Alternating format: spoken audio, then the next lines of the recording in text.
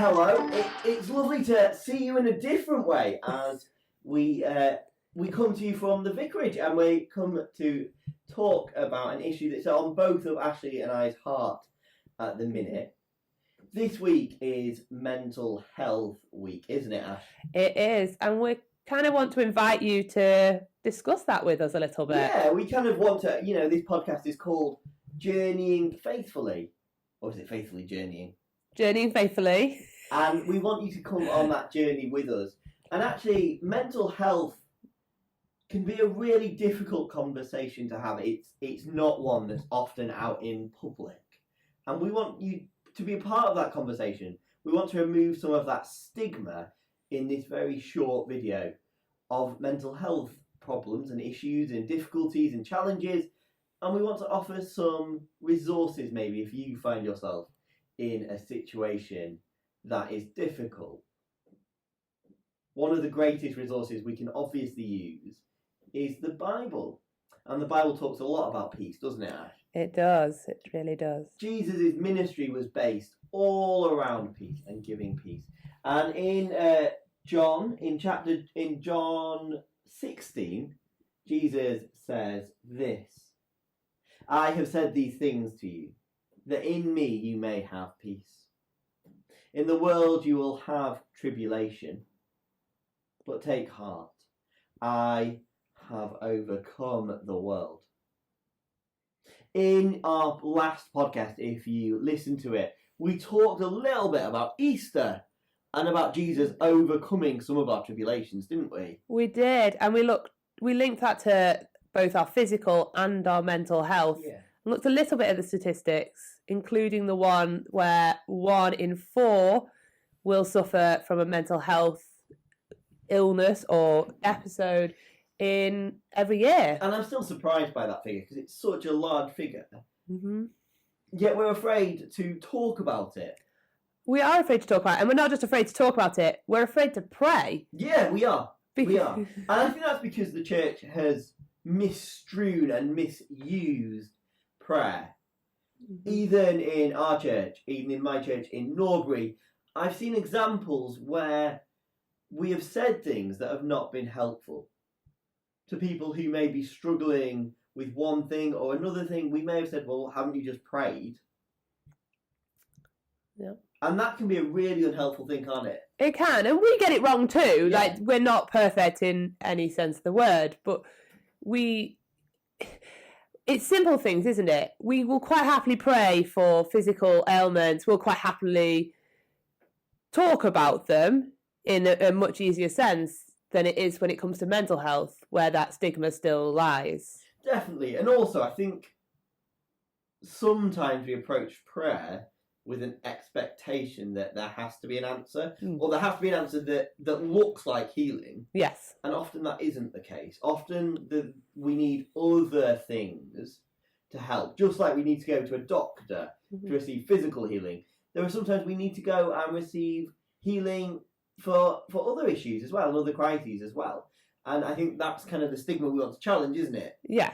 And I think it's interesting, isn't it? Because we understand, or we're getting better at understanding, where we haven't always got this right, but whereas physical illnesses don't always get healed, we expect this miraculous from the mental health, and don't actually understand that actually it takes a lot of work and requires a lot of time to work on those issues. And often we see it as weakness, especially men. Mm-hmm. The word that is branded around often is toxic masculinity, and it can be used for many things.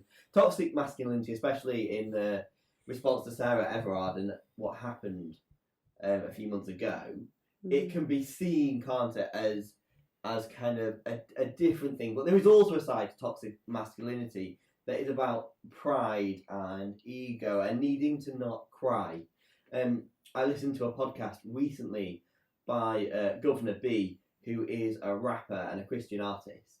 And he talks about, in his recent book, about grief and how grief affected him and how he didn't cry, actually, until a good few years after his dad died. And it was in that moment of crying that he realised that that isn't weakness, but that's releasing emotions in a healthy way.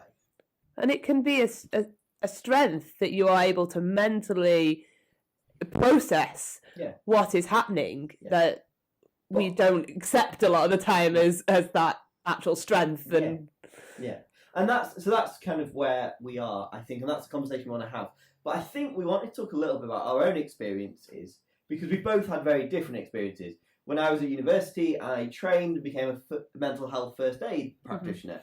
And in one of the roles I performed within the university, I saw a lot of different students who were facing a whole stream of different problems and challenges, and often would encourage them to go and receive counselling, because it's a really helpful thing to do. And I think you've had quite positive experiences, haven't you, with counselling? I have. I think I was on the other end of that, I suppose. And in college, had an amazing counsellor who helped me process a lot of the things that were happening in my own personal life, with my dad being ill, as well as coming to terms with who I am. But they haven't always been positive counselling experiences. When I was in university, it wasn't a positive. And so I think it is important to find the person that is right for you. But I also found I came to faith actually in some of my darkest moments. And I think that has been a massive importance in my life in not changing who I am, but allowing me to become the person I was always meant to be. And people may have seen, although we might have done the discussions more, but they may have seen our reflections on the Psalms that we did in Lent. And we talked a lot about, in our Psalms, about lament, and actually how the psalmists really came to God with all of their emotions, both their praising God on the hilltops, but also their deepest moments of despair.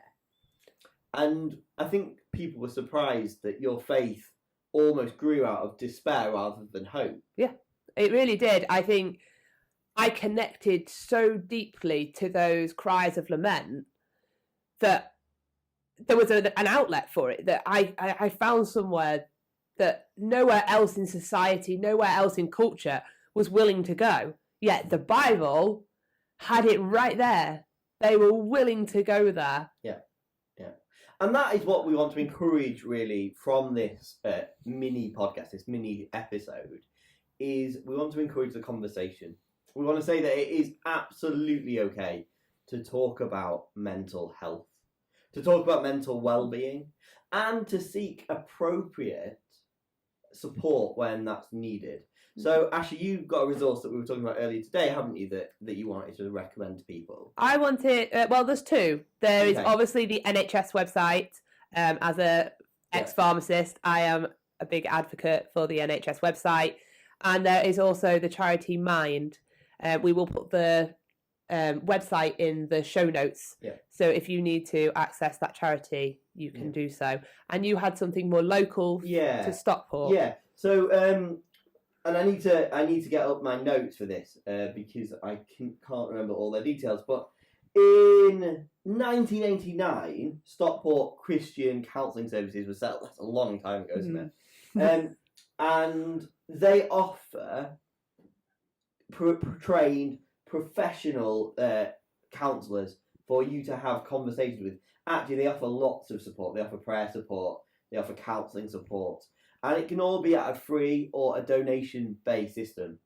We, as Norbury Church, I think in the past have given donations to Stockport Counselling Service to support the work they do. And that really, I suppose, is, as we come into land, that's what we want to encourage you to be able to begin the conversations. And not just with these professional services, but with each other.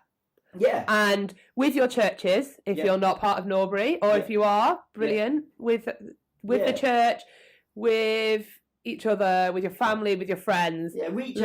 Reaching out to anybody is a good thing, isn't it?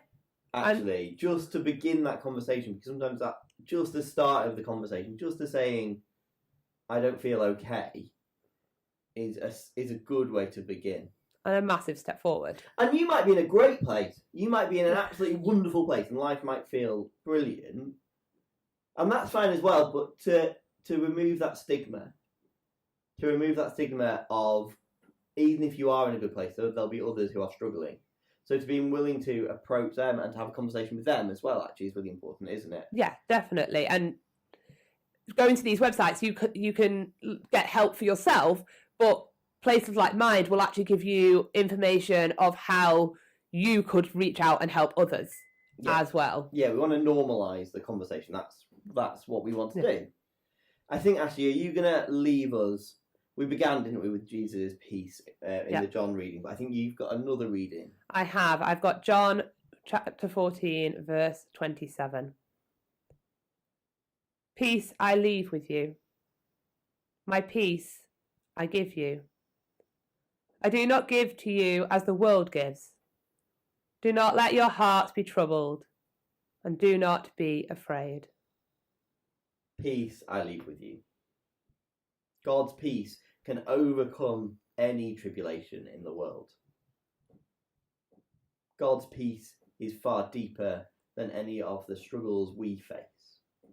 God overcame death so that we could have eternal life. Let us live in that peace.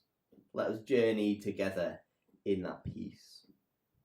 And let us remove stigma of struggle, of hardship, and let's encourage one another to walk and to practice peace.